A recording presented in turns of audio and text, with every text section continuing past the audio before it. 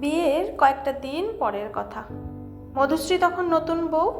সকালবেলা ঘুম থেকে উঠে দেখছে বাড়ির পরিবেশটা বেশ থমথমে। প্রতিদিন যেমনটা দেখে সেদিনটা একটু অন্যরকম। সকালে ঘুম থেকে শ্বশুরমশাই সবার আগে ওঠেন, তারপর শাশুড়ি মা। সেদিন কিন্তু মাধুরী দেবী মানে মধুশ্রীর শাশুড়ি মা উঠে পড়েছেন সকাল সকাল। মধুশ্রী দেখছে শাশুড়ি মা নিজেই এক কাপ চা বানিয়ে নিয়ে এসে সোফায় বসে আয়েস করে খাচ্ছেন। সকালের চাটা সঞ্জিত বাবুই তৈরি করেন। মধুশ্রী একটু অবাক হয়ে জিজ্ঞাসা করে, মা আপনি চা করলেন আজ? বাবার কি শরীর খারাপ নাকি? শাশুড়ি মাকে কথাটা বলতে না বলতেই সঞ্জিত বাবু নিজের ঘর থেকে বেরিয়ে এসে বললেন, না না, শরীর খারাপ হতে যাবে কেন? আমি চা তৈরি করেছি তো, তাই উনি আমার তৈরি চা খাবেন না।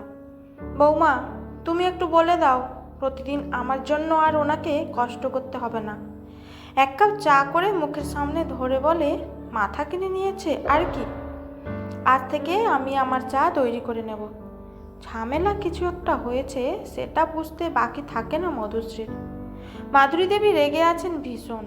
শাশুড়ি মাকে শান্ত করতে মধুশ্রী একটু নরম সুরে জিজ্ঞেস করে, এইরকম করলে চলে? আর মা, আপনি বাবার উপর রাগ করে থাকতে পারবেন তো? দেখোই না পারি কি না। 35 বছর আমি ওর সঙ্গে আছি, আমার হাড় মাস জ্বালিয়ে দিল। আমি বলেই ওর সঙ্গে এতদিন ঘর করছি, অন্য কেউ হলে থাকতো না। আমি বলেই তোমাকে বিয়ে করেছিলাম, তা না হলে তোমার তো বিয়েই হতো না। কথাটা শুনে আরও রেগে গেলেন মাধুরী দেবী। বললেন, দেখলে বৌমা, কেমন বেআক্কেলের লোক। কথার কি ছিঁড়ি দেখেছো? এত বড় কথাটা তুমি আমাকে বলতে পারলে? মধুশ্রী যখন দেখছে শাশুড়ি মা ভীষণ রেগে গেছেন, পরিস্থিতি সামাল দিতে গিয়ে তখন শ্বশুরমশাইকে বলেন, বাবা আপনিই বা কথা বাড়ান কেন?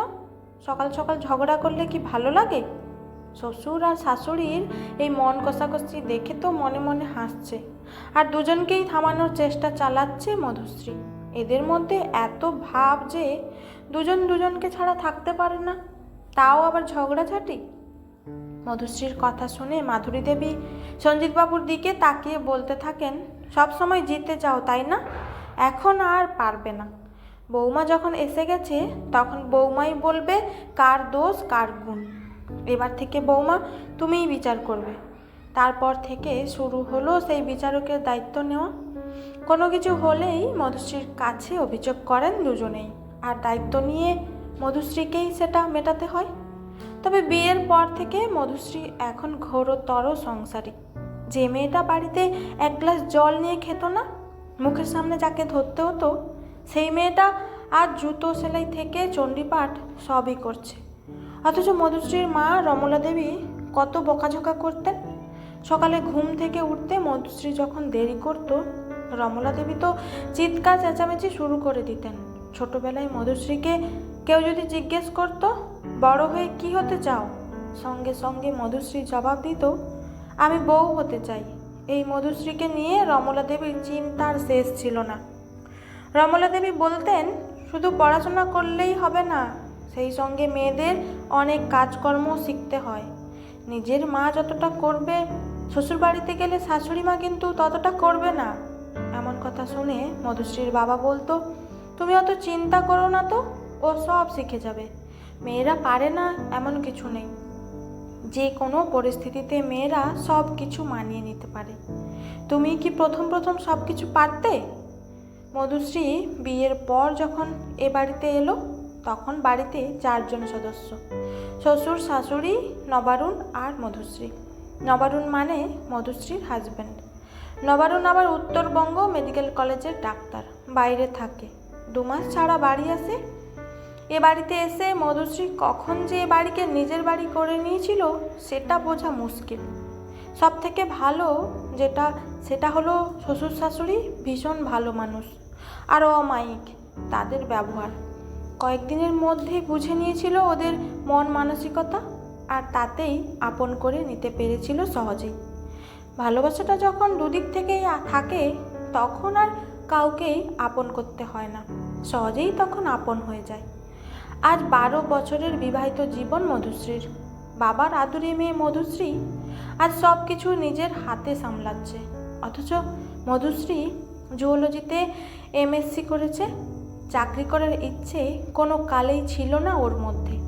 বিয়ের পর নবারুণ নিজে চাকরি করার জন্য কতবার মধুশ্রীকে বলেছে, জুওলজিতে এমএসসি করে ঘরে বসে থাকার কোনো মানে আছে? চাকরি বাকরি করার চেষ্টা করতে পারো তো।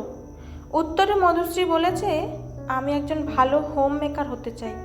সংসার আর সংসারের মানুষজনের সাথে আমি একটা সুন্দর সম্পর্ক গড়ে ভালো থাকতে চাই। চাকরি করার ইচ্ছে কোনো কালেই ছিল না আমার, তাই চাকরি করার কথা আমাকে বলো না। সংসারের মধ্যে থেকেও আরও অনেক কিছু করা যায়, সেরকম কিছু তো ভাবতে পারো। তুমি তো জানো আমার আর একটা শখ আছে। বেশ, তুমি যেটা ভালো বুঝবে সেটাই করো। তবে হ্যাঁ, মধুশ্রী সংসারে সুগৃহিণীও বটে। শ্বশুর শাশুড়িকে অত্যন্ত যত্ন করেই রেখেছে সে। এদিকে আবার 7 বছরের দুরন্ত ছেলে, তাকেও সামলে রাখতে হয়। এই তো সেদিন মধুশ্রী কি একটা দরকারে বাপের বাড়িতে গিয়েছিল। বাপের বাড়িতে গিয়ে দেখছে মধুশ্রীর ছোট পিসি এসেছে। ঘণ্টাখানেক থেকেই মধুশ্রী বাড়ি চলে আসবে বলেই বেরিয়ে পড়েছে। তাতেই ছোট পিসি বলে উঠল, সবে মাত্র তো এসেছিস, এখনই চলে যাবি? বিকেলে যাবি বরং। মধুশ্রী হেসে বলল, আমি এভাবেই আসি আর এভাবেই যাই, বেশিক্ষণ থাকলে হবে না গো পিসি। বাড়িতে 3টে বাচ্চাকে রেখে এসেছি। কি জানি কি উৎপাত করছে 3জনে। 3টে বাচ্চা বলতে? তোর ছেলেকে রেখে এসেছিস বুঝলাম, আর 2টো কে কে? পিসির এমন কথার উত্তরে মধুশ্রী হেসে বলে, আর 2জন আমার শ্বশুর আর শাশুড়ি। ওদেরকেও আমার ছেলে মেয়েই ভাবি। বয়স হয়ে গেলে মানুষ বাচ্চাদের মতোই হয়ে যায়। আর বলো না, সারা দিনে 3জনের অভিযোগ শুনতে শুনতে আমিও পাগল। এই যে আমি নেই, 3জনে কিছু না তো কিছু করছেই। মধুশ্রীর মা পাশ থেকে বলে উঠল, সর্দি তুমি কি ভাবছো? মধুশ্রী আর সেই আগের মধুশ্রী আছে, যে কিছুই পারতো না, আজ সে সব কিছু পারে। আর আমিও ভাবি কি করে ও সব কিছু শিখে গেল। পুরো সংসারটা তো ও মাথায় করে রেখেছে। আসি বলে মধুশ্রী গাড়ি নিয়ে বেরিয়ে যায় তাড়াতাড়ি। হ্যাঁ, মধুশ্রী নিজেই ড্রাইভ করে এসেছে। বছরখানেক হলো গাড়িটা মধুশ্রীকে উপহার দিয়েছে নবারুণ। গাড়িটা কিনে দেওয়ার ফলে অনেক সুবিধাও হয়েছে, ইচ্ছে মতো ঘুরে বেড়ানো হয়। তাই তো শ্বশুর শাশুড়ি ছেলেকে নিয়ে মাসে একটা দিন কাছে পিঠে কোথাও ঘুরেও আসতে পারে সহজেই। শুধু শ্বশুর শাশুড়ি কেন, কখনো নিজের বাবা মায়ের প্রতিও সমানভাবে কর্তব্য করে মধুশ্রী। তবে হ্যাঁ, সংসারের মধ্যে থেকেও মধুশ্রী নিজের ইচ্ছেটাও কিন্তু পূরণ করে নিয়েছে। প্রত্যেকটা মানুষের একটা নিজের পরিচয় থাকা দরকার, সেই পরিচয়টা করে নিতে পেরেছিল মধুশ্রী। তাই তো মধুশ্রী জীবনের বড় আনন্দের দিনে নিজের বাবা মা শ্বশুর শাশুড়ি হাজব্যান্ড আর ছেলেকে নিয়েই গিয়েছিল নিজের বই প্রকাশের অনুষ্ঠানে। সংসারের সব দায়িত্ব পালন করেও মধুশ্রী নিজের একটা পরিচয় করে ফেলেছে সহজেই। টুকটাক লেখালেখি তো করতোই, তবে এখন লেখিকা মধুশ্রী বন্দ্যোপাধ্যায় অনেকেই চেনেন। মধুশ্রীর লেখা বই হোম মেকার প্রকাশিত হলে বইটা প্রথম হাজব্যান্ডের হাতে তুলে দিয়ে বলেছিল, আমার তরফ থেকে দেওয়া তোমার জন্য এই উপহার। বইটা হাতে পেয়ে মধুশ্রীর হাজব্যান্ড নবারুণ তো দারুণ খুশি। নবারুণ সকলের সামনে বলেছিল, আমি এই দিনটা দেখার আশায় ছিলাম। আমি গর্বিত, আমি একজন নামকরা লেখিকার স্বামী। নিজের পরিচয় নয়, স্ত্রীর পরিচয়ে পরিচিত হতে পারাটাও একটা গর্বের। সত্যিই তো, নিজের একটা পরিচয় না থাকলে চলে।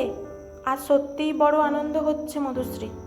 শুধু একটাই কথা বলবো, সারা জীবন এভাবেই ভালো থেকো আমার ভালোবাসার হোম মেকার।